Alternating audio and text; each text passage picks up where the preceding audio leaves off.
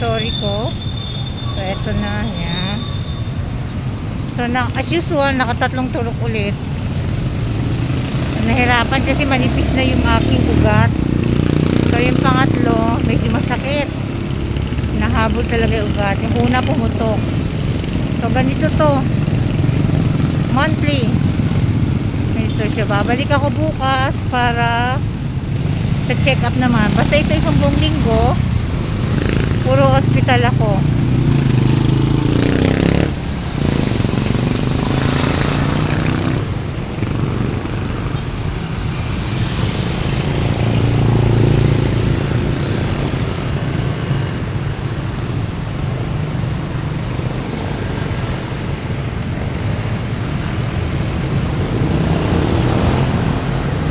Tanggalin ko muna ang init. Init ang face mask ko.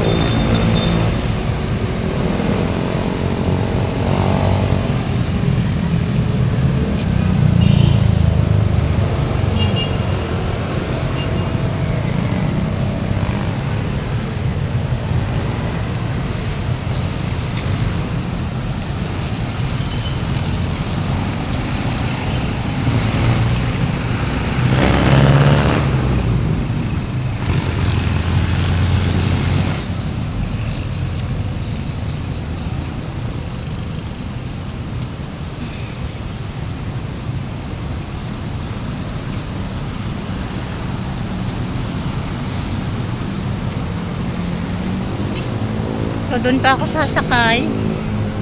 Medyo malayo.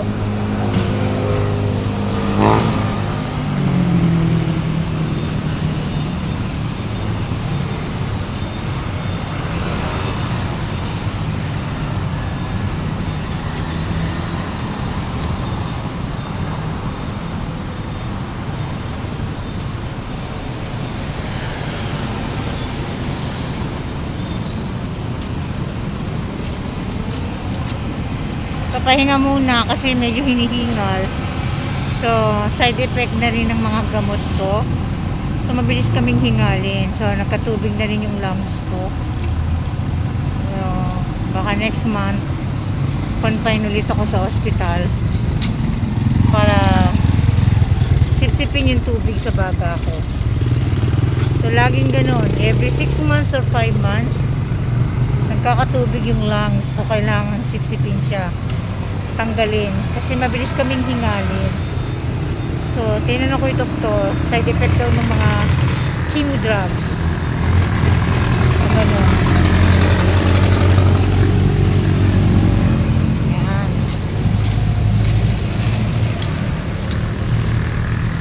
Diba from hospital, nagsasakayan, medyo malayo yung nilalakad. So, tiis lang, tiyaga lang. At least maaga akong natapos ngayon. Konti lang tao ngayon. Dati pag umaalis ako ng 5 sa bahay, nakakauwi ako ng hapon na. Pero ngayon, tingnan mo, konti lang tao. So bukas agahan ko ulit, 5 o'clock ulit ako aalis sa bahay para makauwi ng 5 o'clock din ng hapon. So ganun ang ko. Ginagawa ko yun every 21 days.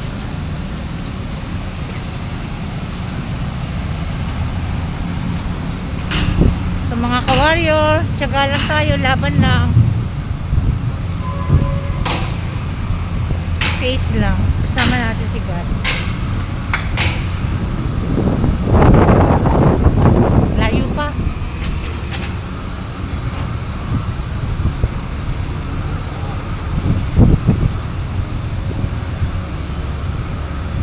Bababay muna. Layo pa. God bless you.